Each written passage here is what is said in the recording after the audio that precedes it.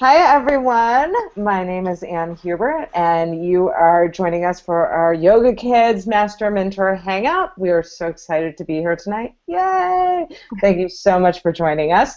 Tonight is a very special night. We have Sarah Morris with us, who is a Yoga Kids trainer, and she's awesome. She's one of my favorite people ever, and she's going to be talking with us about open houses and fairs and public events and that kind of thing. And she's going to be talking it over with the most wonderful Alicia, our program director, who is here tonight. I'm always excited to see Alicia. Yay! And she is probably going to be the Oprah tonight for this wonderful conversation. So welcome to both of you. Take it away. Thank you, Anne. Yes, welcome everyone, and so excited to chat with Sarah today. We get a lot of questions about public events and, well, how do I bring people around, and what do I bring, and how do I share Yoga Kids in a quick minute? So Sarah's going to share that with us. So I'm really excited to speak with Sarah and hear what she has to say today. So kick it off. What do you got? Well, I set up behind me. I don't know if you can see it, because I can't see me. So tell me if you see it behind me yet. Yes, we can see it. Yeah, so that's just an example of what I've set up at various schools for what we call here in Edmonton. They are called agency fairs. So anyone who has a service that a school would appreciate or could use, they'll invite you. It's completely free, and it's usually on personal development days, so PD days for the teachers, where they'll tour through the school hallways, essentially, and there's businesses that provide services to schools can set up. I've also set that up at community events, such as farmers markets or fun runs, as well as trade shows. Great. Now, is this just a display kind of thing, or are you also doing interactive stuff at this time, or is this just for display informational purposes only? No, I'm always doing interactive stuff. So I want to make it, well, when it's like a public event where there might be kids around, for example. When I'm at a PD day at the school, typically it's just information. But when I've set up at farmers markets, I always make sure I have things that are going to draw the kids over to my booth, essentially, because they're the ones who I want in my classes. So in that regard, then I'll have different yoga games or activities. I'll have yoga mats laid out so that the kids are drawn over to the booth, and then obviously the parents are going to follow, and then they're going to take information about the classes and such. Perfect. Now, I know sometimes these events cost money to have a booth. So are you selling anything to also help offset any expenses, or is it purely information and then interaction with the kids just to help to build your client base for other classes and events? It's more, the only ones that I typically set up are free ones, so free events where it's just a general public event, and they're happy for me to volunteer my time just to get that, just to give more people for whatever participants to walk around and see. So it's usually volunteer, and sometimes, excuse me, I am standing there for 8 hours and not getting that much in return, but it's getting your name out there. For the teachers' conventions, I know here in my area, it is rather pricey. So I have looked at sharing a booth with someone who doesn't necessarily compete with me, but another organization that can complement the yoga. Okay. And that can help to offset. Great, great. I know just from experience, it's one of those hard places to be in where they are asking for you to volunteer your time, or like you said, you're just trying to share information. I mean, we'll get into a little bit later on about how to make that time useful down the line. But as Yoga Kids teachers, you could use that as an opportunity if you wanted to resell Yoga Kids merchandise and maybe try to make a little bit of money to offset any costs, or if you had anything that you do sell. I always the garden game, the tool cards, those kind of things. So just keep that in the back of your mind. We might revisit that a little bit later. But if you had to pay for the booth, maybe find a way to offset that cost, so at least you break even when you walk away from that event.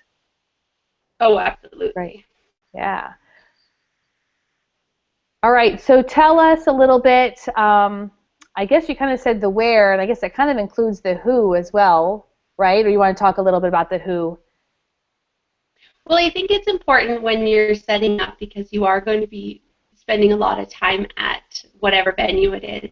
You want to be somewhere where you're going to attract the clientele or the market that you're interested in, of course. So, if a high school contacts you to set up for one of their agency fairs, but you don't necessarily want to work with high school kids, then you probably would want to, pass on that one and maybe refer someone else if you know.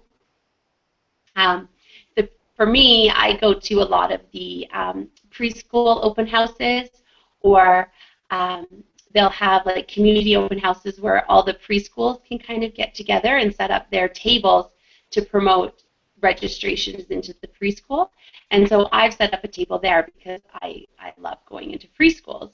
And so I want to focus my energy and my time more on the market that I'm interested in being involved in, as opposed to setting up for something that I'm not particularly a market I'm interested in.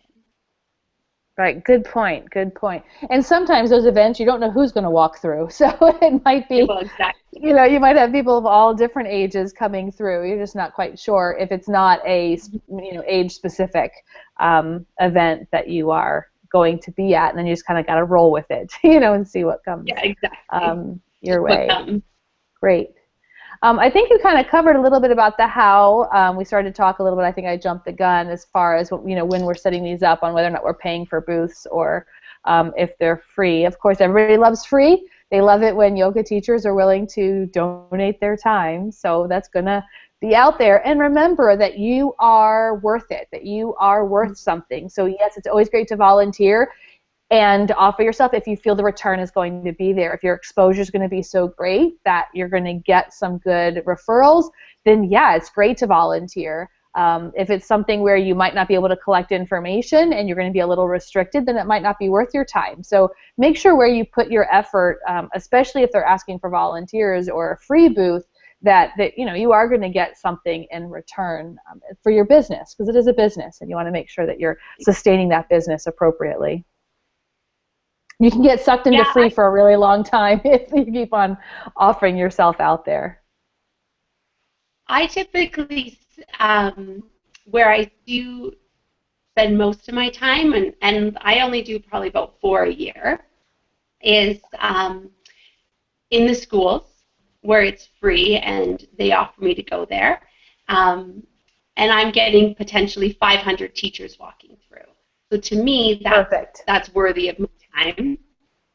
Right, it's usually absolutely. from the school days, 6 hours. So that's definitely time well spent. And then I've also done farmers markets. And farmers markets, just because it's fun, and I love to be outside in the summer. So I'll set up a booth at one of the farmers market, and I'll have the kids will come over, and sometimes kids are left for a little bit too long than I would ideally want them left. I'm used as a babysitting service while they go and collect their goods. But I do enjoy the farmers market because I also like interacting with people, and I like people to see the YogaKids classes in action.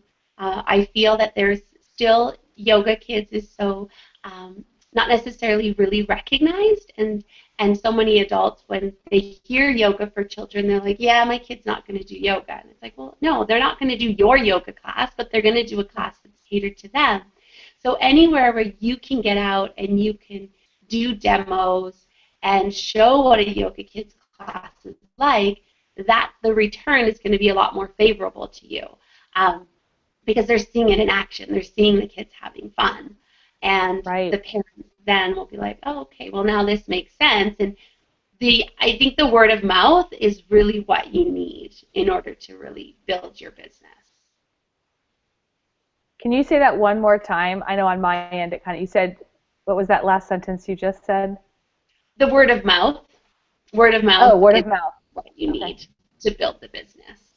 Perfect. Yeah, that's a really good point. And I think probably at your farmers markets, you're probably really enriched in that environment that those are your target, that is your target market. Those are the people who would be signing their kids up for the yoga classes, as opposed to maybe a health fair. They might be into running and not really into yoga or something like that. But as a farmers market, they're really got that community feel, and the YogaKids is probably right up their alley. Yeah. So what about the best time to market your class? When you have As you're classes to offer. When you have classes to offer. So, are you just, if the parents are walking up and the kids are doing some activities, you just have flyers, or you're then, sometimes the kids run up and the kids run away. Like, how do you capture that moment to then market your class to those people? Well, I also have schedules. So of my current classes, I find, for me, I more do the fall and the summer. Fall, because then you get them when the parents are getting ready to register for all the programs for the year. And then in the summer, so starting for me at the farmers market will start the end of May. And and that will be for my summer camps, because I usually offer at least 4 to 5 summer camps through the summer. Wow, good for you. I want to get them full. Yeah, absolutely. Summer camps are my thing. I love summer camps. I bet the kids love it too. Do you get a lot of the same repeating students each summer, that once they sign up, they want to come back each summer? Every summer, yeah. Do they come to more than one session or just one session? So usually, I'll do it at 3 different studios. And so usually we'll just do 1 week. Some have done 2 weeks, a July camp and an August camp. That's fun. Yeah, except 1 year when I did, out of our 8 weeks of summer vacation, I did 6 weeks of yoga camps. I wasn't really, didn't really write it in my calendar appropriately. Right. You need a vacation after that. Exactly. You need a summer vacation. So what about setting it up? You talked about what to bring with you and how to set up your booth. You showed us your display in the back. What other things do you bring with you to help attract your audience and create that visual appeal where, are you trying to attract the kids or the adults? Like, how do you set up base, and what do you bring with you? So I'll usually set up around the table, depending what space I have. I'll give a couple different options that I've done. I've just laid out a few yoga mats, and just to attract them. And then I've brought one of my favorite Reading Comes Alive with yoga stories. And then we'll do that, because I feel like that's such a great component to the YogaKids program. So I'll read the story, and then and then as soon as you bring the book out, and then as soon as you start movement, the kids are just going to start to naturally gravitate, as will adults, to watch what you're doing. So that's often what I'll do. Another thing I'll do is I'll bring hula hoops and a beanbag, and I'll set up pose cards inside the hula hoops and do it like a beanbag toss game. So they throw the beanbag, and whatever card it lands on, that's the pose whoever's around does. So that's one game I've done. Another one I've done when we were on a concrete pavement is I drew the outline of mandalas and had sidewalk chalk, and then we colored in mandalas on the sidewalk, and we drew pictures. And I've also drawn out like a yoga obstacle course out of sidewalk chalk. So they would, take 3 jumps and then do tree, take 4 jumps and do a warrior, and yada, yada, yada. So very cute, very cute. Yeah, I did something similar. I like the beanbag toss. I had, yoga mats set up for a certain number of kids, and then I just had like my own little stack of pose cards, and I let them pick their category. I'm like, do you want us to do something that's calming, something that's energizing, or something that's focusing? And I would cover, not let them see what the poses were, but have them pick what energetic action do they want to do. And they're like, I want to do something that's energizing. And I'm like, okay, pick I forget what color it is, orange card or whatever it is, and then they would pull one out of my hand, and then that's the one that they would do, and then they would kind of be the teacher and teach everybody. So I love the postcards too as a great way to create that visual and interaction with the kids where they get to be a part of the experience, and then I can always like, okay, we've used all those and pull out the next set of cards if I needed more. So yeah, I love using the postcards as part of the experience at a fair or some sort of showcase. Mm-hmm. Perfect. Do you have any other like favorite tools? Or I like those the scarves to do like the toss the scarf. The kids always like that, as it's big, and then try to get different ways, catch it behind your back. You're just trying to get kids to be engaged. Are there any other tools or toys or that you like to bring with you to showcase YogaKids? I'll also bring, with the scarves, scarves definitely, ball to do, seal pose, passing the ball with your feet. Also, if I have the hula hoops, we'll do pass the hoop. And rainbow streamers, right? So everyone loves the rainbow streamers. And then you'll even get, that's a good one that you can even get the parents involved. And also with the scarves, too. Parents will come over and, you can have them do certain yoga poses and juggle the scarves at the same time. So it can show that, and then you're promoting family yoga now. And all of a sudden you've got another class to add to your schedule. So those are probably the main ones that I do. Now you mentioned bubbles before. What do you do with bubbles? Bubbles just to teach breathing. Okay. Also, I do like to always kind of incorporate a little bit of mindfulness or meditation, and so I'll use pinwheels to teach some breathing games, and then bubbles, and so we'll breathe love or peace or kindness into the bubbles and watch them fly away. Oh, that's so sweet. I love that. That's a great idea. And then I know one. No, go ahead. If you get them affordable enough, I've also labeled them yoga bubbles, or I've put my business card and taped them around it, and then it can be like a take-home that they can take with them. Everyone loves That's a great idea. I was actually going to say that same thing. That one thing I like to do with the kids when they come up is to give them that takeaway. Because sometimes they, may not want to pull a pose card or participate, and I'm like, well, if you do, you get a prize, and I'll just have like a pencil and eraser or something really inexpensive, like I get a big bag of them from the dollar store or something, and they love to, I'll do it, and they love to participate just to get that little freebie. Everyone loves their little freebie. So so I love having that little takeaway, and bubbles is perfect where they get to take away something even a little bit more meaningful. Where they get to go do their breath or, breathe peace. I love that. That's a beautiful visual. Great. So any other business tips as far as, do you collect information, or how do you work with the leads that you get at these events? So I do collect information. So I do always have a prize box or a prize draw where I'll get their email address or their phone number. It is about a 50-50 chance that you're not going to get an email on there, but you do have the few that are genuinely interested in your yoga classes, and they will leave their email address. And then I just add them to my newsletter list. If I get a blank one, then I know they weren't really that interested. They just got their name in. They just wanted to put their name in for the prize. And the prize will usually be a free class, or, if I have some of the YogaKids product with me, it would be, say, a yoga garden game or something along that line. Yeah, that's great. That's what I was going to suggest, is how people, they love something free, they love the chance to win. And a lot of times at these events, it's like, here, take a flyer, and you're sending them away without ever making that connection or that getting their information. So a freebie, a giveaway. Even if you're not really into the giveaway thing, you could just have a sign-up list, a little spreadsheet. If you'd like more information, be sure to give it to me. Like you said, 50-50, or a lot of people probably won't do that.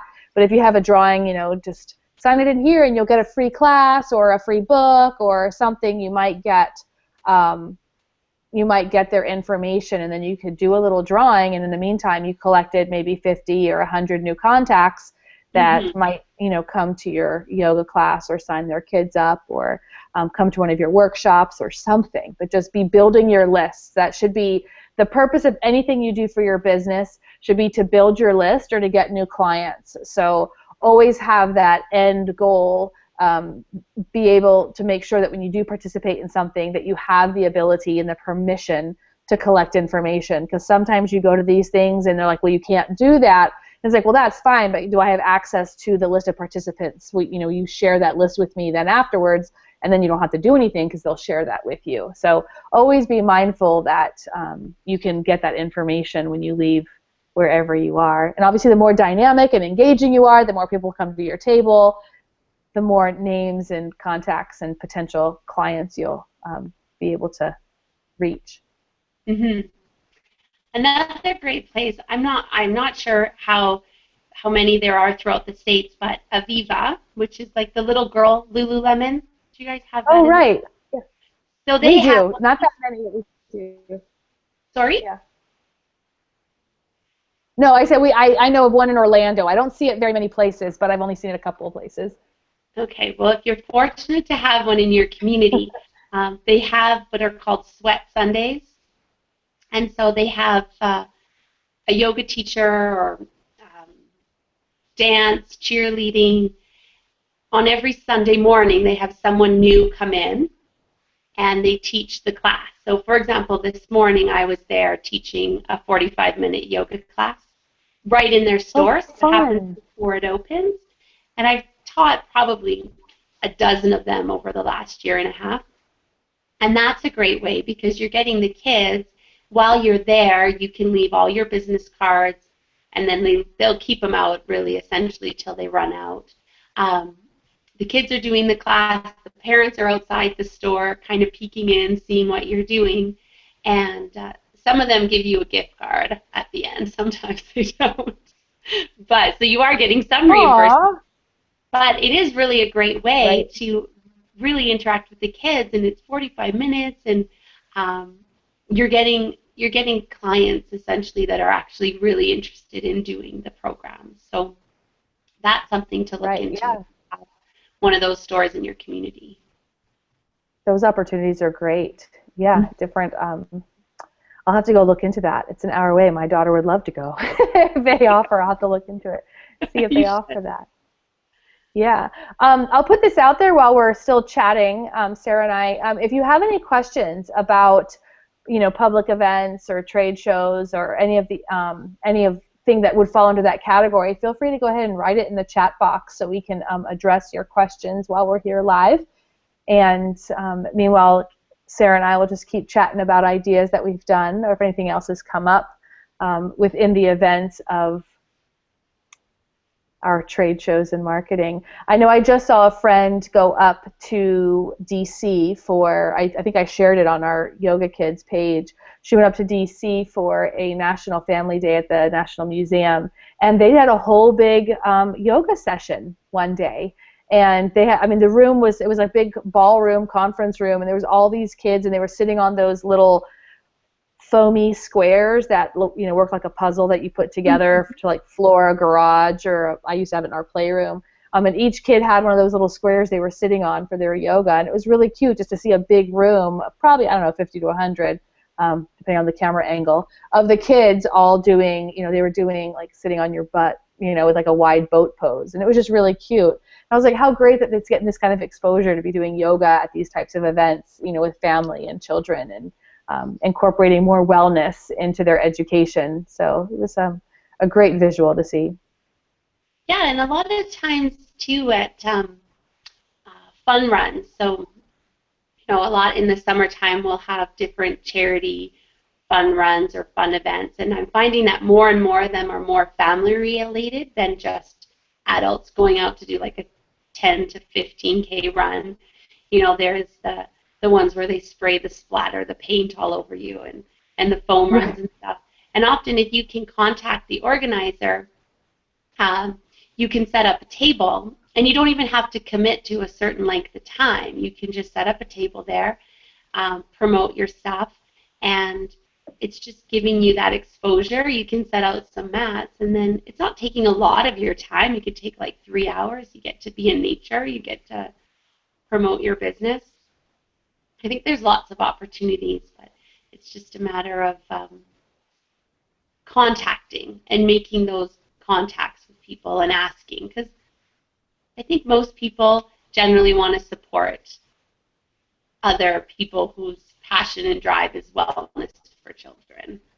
Right, absolutely. And I loved your idea before about possibly sharing a booth with somebody that isn't necessarily competing, but of like-minded, you know, or a similar purpose. And that way you can work together and, you know, keep to share that message with children and with their families, and, you know, minimize your cost or your time. You could both work the booth instead of that 6 or 8 hours, one work half and the other one work half, and, you know, and share that message. So that's a great idea. Collaboration.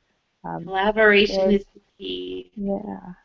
Great. Well, I don't see anyone putting any questions. I don't know, Anne or Sam, if anything has come up for you as we've been chatting, if you had any ideas or questions that came up that you would want to know if you haven't done one of these public events. Did anything come to mind, Anne?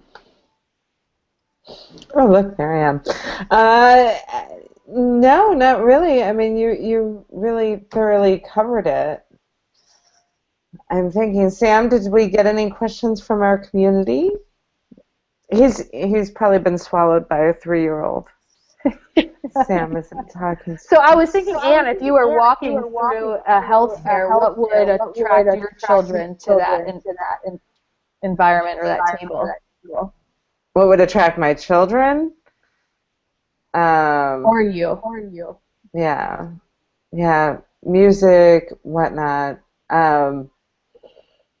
Just anything that's interactive, anything arts and crafts, my daughter runs towards. Mm-hmm. And I think the thing that, you know, that I know Sarah mentioned, you know, YogaKids, and I say it all the time, isn't just about isn't just like any old yoga for kids class. It encompasses all these different things, you know, music and arts and crafts and all of that. And so I think it's really important to just, you know, use that to get people interested. People get excited when they hear that. They do. Yeah.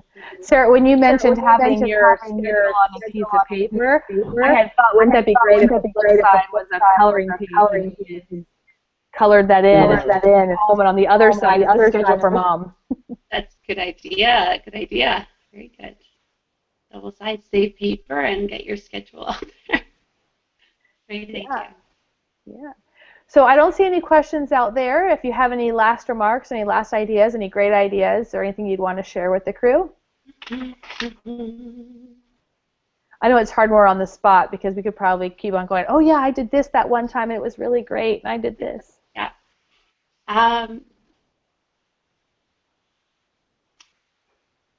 Do you normally play music at all? Yes. At your booth? You do? Mm-hmm. Okay. Yeah, I do have music playing. I'll also do. I'm bigger than this. There's balloons set up, music playing. I have one of those bubble, especially if I'm outside, like those bubble guns that blow the bubbles into the air, and then kids and people are like, "Where are the bubbles coming from?" I love the bubbles. Music. But yeah, I don't know. I guess it's just the only real thing is it's just get out there and get people to see the classes. Like that's what I say at foundations, and that's what I say at transformations. It's like the only way to really get your classes going is to get them seen. Yeah. If they're not seen, they're not going to understand what YogaKids is, because we are unique to. Right. So let me give you a little scenario. You're standing at the table and there's nobody doing any yoga. It's just empty mats and people are walking by looking at you like, what's she doing? What's that over there? Do you have like a call or a little one-liner or a question you ask them, or how do you bring them to you or entice them into your space? Or they just come to you naturally. You're a magnet. They come to you no matter what.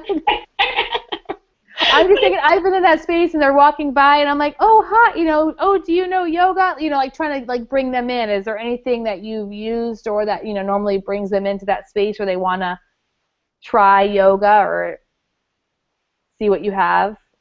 I think I've promoted my adult classes in the same kind of avenue with trade shows, that's where I have a little bit more trouble. That's when you got to pull them over, like by their shirt. But with kids, no, they just come. They just come. Like, I've got so much toys sitting out. Like, why would they not stop by the lady with all the toys in the bubble? Right. I think that's really important that, like you said, you're attracting those kids, that they see this beautiful visual and all these fun colors and moving parts, so that they do want to be like, what does she have? And you can touch. Where sometimes at these trades you can't touch anything. We're here, touch it, put the beanie baby on your head, and, oh, let's do tree pose and balance. And, there was a period of time where I was, doing some yoga in the street, just, and people were like, what is she doing? I'm like, oh, come do it with me. And, it was interesting. Yeah. How about your mats? Do you normally have any issue with setting up your mats, like space for the mats for the kids?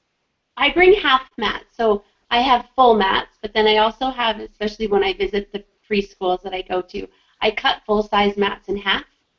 Okay. So they're just a half size. So it's smaller, right? So you're not taking too much space or taking up too much traffic area for people that are walking by. So the half mats work better. Do you have any time limit on how long they're allowed to stay on the mat before they have to move on so other kids can come in and participate? No, but that's a great idea. Like when the timer dings, there's like a line. I know I was doing some yoga once on the mat and I stepped off, and then the people walking by all just trampled all over my mat, and I'm like, no, all their street shoes just walking clear across my mat. Like they don't, if they don't know yoga, they don't respect the sticky mat. They just step right on it. So that is interesting. I've had it with some kids. I couldn't get them to move on. They just wanted to stay there all day. So that, I haven't instilled that yet, but I've thought about it. Like, how would I get them to move on in a timely manner? Mm-hmm. I think I said at one point, like, a number of poses. Like, let's do a number of poses. Oh, it's the next person's turn, and then do a number of poses. Yeah. Another option, too, is setting up demo times. So, for example, if it's a community, you could say we're having a yoga class at 10 o'clock, and there'll be another class at 12:30 and another class at 2. Perfect. And then that's when they could potentially have like that 15, 20-minute class experience. And in the meantime, you're just doing like everyone one thing. They do one pose. They throw the beanbag, do one pose, essentially. And maybe that could keep the traffic going. Yeah, that's a great idea. I like that. If they have a schedule put out where you can advertise, mini class at 11 o'clock, and then the kids would come back to do that class. Lots of great ideas. Last chance, if you have any questions, please write them in the chat. You have our undivided attention, and we'd be happy to answer your questions. As you can tell, with just Sarah and I talking, we've done so many different things that we kind of forget what we do. So we have to be reminded and come back to it.